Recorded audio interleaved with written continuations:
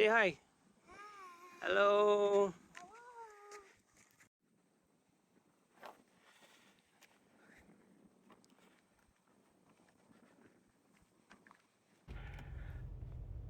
Pumunta si Queen sa garage sale. Ayan o. Ayan. Tingnan natin kung anong mabibili niya. Ayan siya. Titingin. Maghunting muna kami ng mga gamit, no? Baka may makita na maisayos. Kasi itong mga binibenta nila yung mga halos bago pa eh.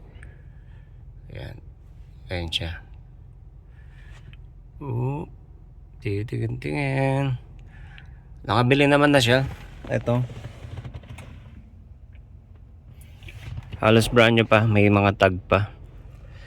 So, binibenta lang mga $1, $2. So, yan. Magkano lang yan. Nabili niya. So, yan. Nakatatlong garage na kami. Pangatlo na to. Yung pangalawa, hindi namin binabaan kasi konti lang yung binibenta. Yan. Baka dyan may mahanap siya. Tingnan natin. Antayin natin kung ano mabibili. At ayoko nang bumaba eh. At baka kung ano pa yung mga mabibili ko na nakukuha ko naman sa trabaho ko, no? Yung mga iniiwan sa apartment. Antayin natin maya maya. Ayan o. Kung yan nabili mo. Dami doon na. Dami? Champion na jacket. Hindi ko alam kung gugustuhin mo kasi. Sambag yan na. Yan pa dito. Bayan kita ng ano. So last na lang Ito Ano yan? bench. Utang na bench. Magkano lang ang $3 bilang? lang. $3 lang yan? Oo, Halos bench bago yan. pa. Oo nga eh. Halos hindi Grabe na no? nagamit Ang laki ng ano mo talaga. Laki ng save ka sa bench. Tapos, So dun tayo sa kabila. Last na. ay meron na si Eli na bili ko na winter jacket. Oh. Okay, dito na. Ano pa yung nabili mo? Sige nga. Ito winter jacket ni Eli. Medyo mahal kasi winter jacket. $5. siya. Pero maganda. Tsaka bago pa.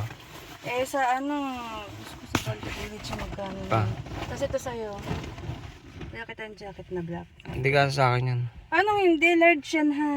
Ano bang tatak niyan? Hindi ko alam eh. Brixton. $2 lang kasi, oh. Grabe ano. Diba? Ang mura lang. Oh, tinan mo kasi ito sa'yo. Bagay ito sa'yo. Puro mga damit no. Yung bili mo. mga ano. Mga gamit no. Ang dami na lang gamit na Dami ng naipa. gamit. O siya, doon na tayo sa kabila. So lahat dito nabibili mo no. Halaman naman yung binibili niya. Ayan.